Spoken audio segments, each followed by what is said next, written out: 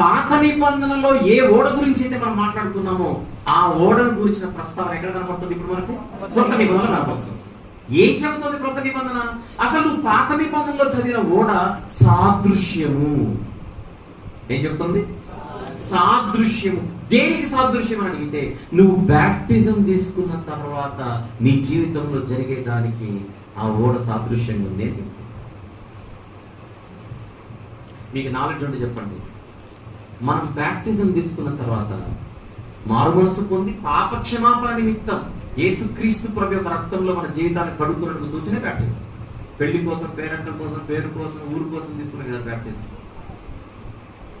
పాప క్షమాపణ కొరకు, రక్షణ కొరకు తీసుకోవాలి. రక్షించుచున్నది అని ఉంది కదా, రైట్.